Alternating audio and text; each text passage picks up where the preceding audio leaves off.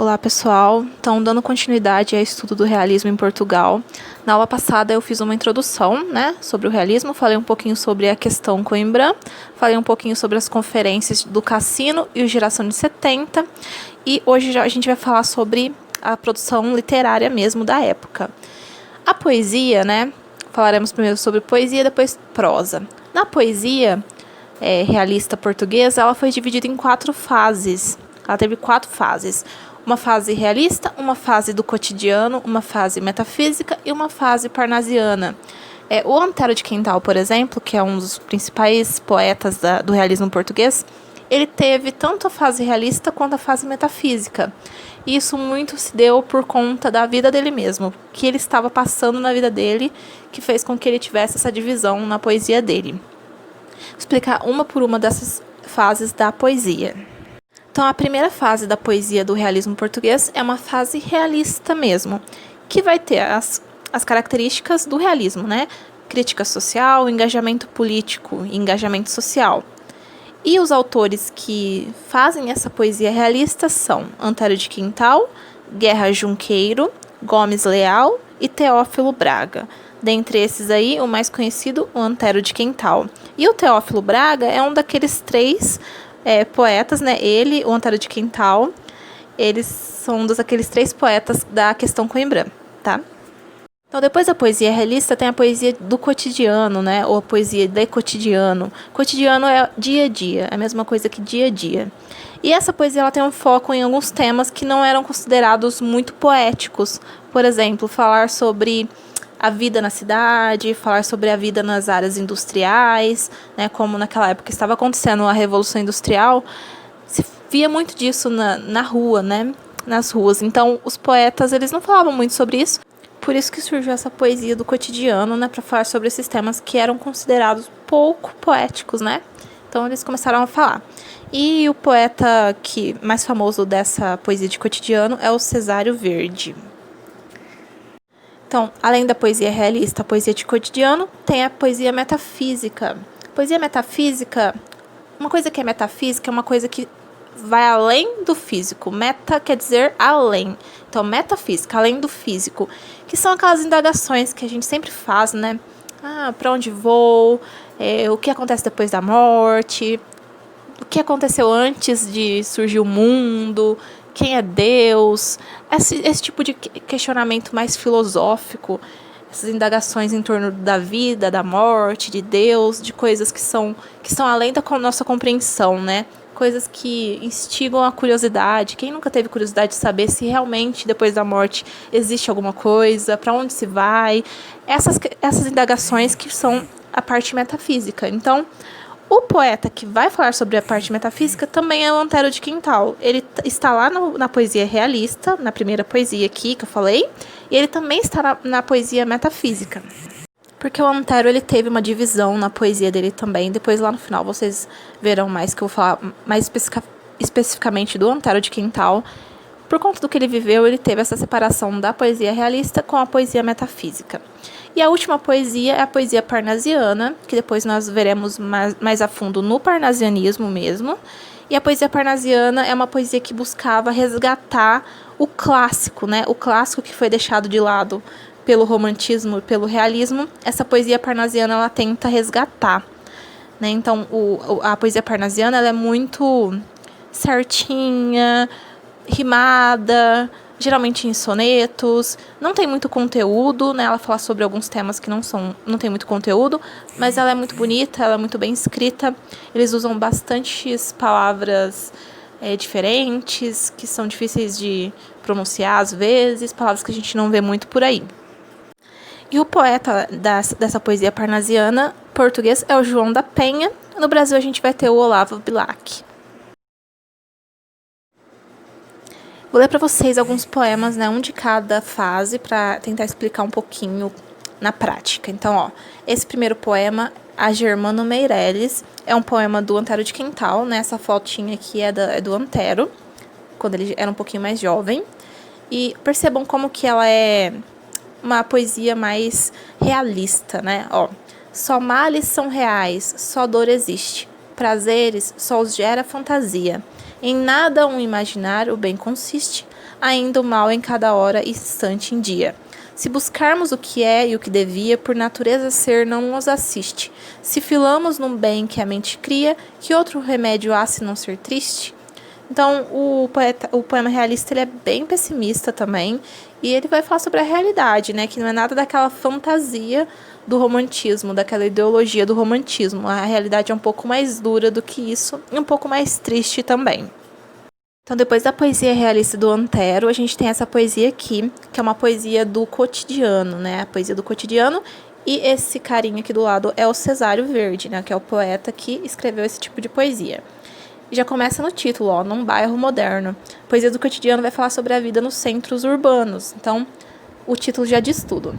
10 horas da manhã, os transparentes matizam uma casa apalaçada, pelos jardins destacam-se as nascentes, e fere a vista com brancuras quentes a larga rua macadamizada. Rés de chaussee repousam sossegados, abriram-se alguns as persianas, e dum ou do outro em quartos estucados, ou entre a rama dos papéis pintados, reluzem no almoço a porcelana. As porcelanas. Ele vai falando do dia a dia, ele fala da persiana, né, dos quartos, persiana que é de janela, né? Fala das ruas, fala das casas. Ele está falando do que acontece no dia a dia mesmo no centro urbano. É uma poesia que não tem muito conteúdo também. Vai falar vai ser quase como uma descrição do que ele está vendo ali nas ruas, nos centros urbanos. Então, depois da poesia do cotidiano do Cesário Verde, a gente volta no Antero de Quintal, porque ele também faz parte da poesia metafísica. Então, esse aqui é um exemplo de poesia metafísica dele. Chama Nirvana. Já começa pelo título. Nirvana, no budismo, é um estado perfeito de felicidade. É quando você consegue ultrapassar todos os seus sofrimentos, se afastar de tudo aquilo que te faz sofrer e ser feliz, assim, sem nenhum obstáculo. Esse é um estado de Nirvana, né? Que é o nome da banda também, né? E ele coloca esse título porque Nirvana, como fala sobre o budismo, né? Como é um conceito do budismo, é um conceito metafísico também. Toda parte de religião é um conceito metafísico. Aí ele fala o seguinte no poema: viver assim, sem ciúmes, sem saudades, sem amor, sem anseios, sem carinhos, livre de angústias e felicidades, deixando pelo chão rosas e espinhos. Poder viver em todas as idades, poder andar por todos os caminhos, indiferente ao bem e às falsidades, confundindo chacais e passarinhos. Passear pela terra e achar tristonho, tudo o que em torno se vê, nela espalhado, a vida olhar como através de um sonho. Chegar onde eu cheguei, subir à altura, onde agora me encontro, e é ter chegado aos extremos da paz e da aventura. Ele está falando um pouco sobre o que é esse estado de nirvana, né, estado de extrema felicidade. E por último, nós temos o representante português da poesia parnasiana, que é o João da Penha. Ele escreveu esse poema Sermão na Montanha. Frei Bernardo, de pé sobre uma dorna, empina o canjirão que o desafia, e sobre o povo que o admira entorna o mar enorme de oratória pia. Prega sinistra, textos mil aponta, aos abismos descendo do profundo, agarra Beelzebul por uma ponta, e como ele verbera o dorso ao mundo. Essas poesias, elas são bonitas porque elas são bem rimadas, elas são bem... as sílabas poéticas são bem contadas, o vocabulário é muito rico, né? É um vocabulário diferente daquilo que se está acostumado, e a poesia parnasiana ela só tem esse intuito, na verdade, de trazer de volta a tradição clássica, né? Dos sonetos, dos poemas bem rimados, as sílabas poéticas bem contadas e o vocabulário rico, vocabulário diferente.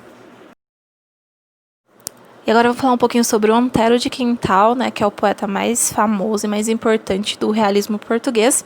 E ele é esse carinha aí do lado. Aqui é uma foto dele um pouquinho mais velho do que aquela que estava nas poesias, né? E o nome dele é Antero Tarquínio de Quintal. Ele nasceu em 1845, morreu em 1891. Os primeiros poemas dele, né, que foram publicados em 1861, eles tinham certas tendências místicas, né? Tudo que é místico é aquilo que é mais meio que sobrenatural, né? Que fala um pouco mais sobre o esotérico. Lá no comecinho da poesia dele era assim. Depois de um tempo, né, que ele foi se aproximando a poesia dele ao racionalismo e ao radicalismo político, que são características da poesia realista. Então, Ele começou ainda um pouquinho lá com um pezinho no romantismo, só depois que ele foi puxado de fato para o realismo.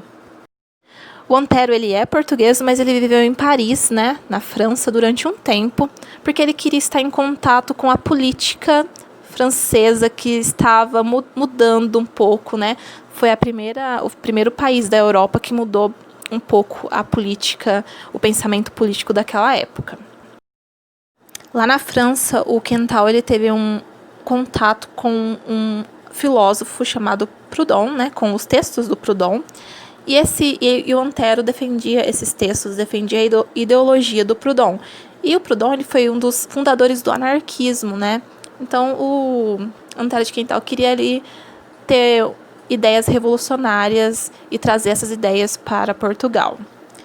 Em 1870, ele teve uma crise existencial muito grande e ele passou a transformar a poesia realista dele em uma poesia mais filosófica, né, que tinha um aspecto mais espiritual, que é a poesia metafísica dele. Então ele começa na poesia realista e depois lá no final da vida dele ele já vai para a poesia metafísica, muito por conta dessa crise existencial. E essa crise existencial do Antero de Quental, ela se dá por causa da doença mental que ele tinha. No começo, os médicos falavam que era uma psicose, né, um tipo de psicose que ele tinha, mas depois se entendeu a doença mental dele como um transtorno maníaco-depressivo, que hoje é conhecido como transtorno bipolar, né? Mas é um transtorno maníaco-depressivo, que é um transtorno que a pessoa que sofre desse transtorno, ela passa de momentos de extrema felicidade, extrema animação para momentos muito depressivos, que são características da depressão mesmo. Muito diferente do que muita gente acha, né? Esse transtorno, ele não é assim no dia, a pessoa muda de humor durante o dia. Vai meses e meses entre uma parte feliz e uma parte triste da pessoa. E muito por conta desse transtorno que ele tinha, ele se suicidou em 1891. Ele até tentou se agarrar à religião e se agarrar a alguns pensamentos metafísicos, mas ele não aguentou e acabou se suicidando em 1891. Dentro da poesia dele é dividida em 3 partes, né? Primeiras Obras é um livro que tem mais um lirismo amoroso, erotismo e religiosidade, que é muito próximo ao romantismo, então ele ainda estava um pouco ligado ao romantismo. A segunda obra dele, que é Odes Modernas, Odes é um poema lírico que era cantado, né, que é lá do trovadorismo. Essas odes modernas já é uma poesia realista mesmo, que era mais engajada politicamente, socialmente, e era muito irreverente, né? Ele não tinha muito cuidado com o que ele falava, cuidado para ofender as pessoas. Ele não tinha esse cuidado nessas odes modernas. E por último são os sonetos, né? Que é a obra Sonetos, que já é a parte metafísica dele, né? Uma reflexão, são sonetos mais reflexivos, mais pessimistas, que ele escreveu já no final da vida dele.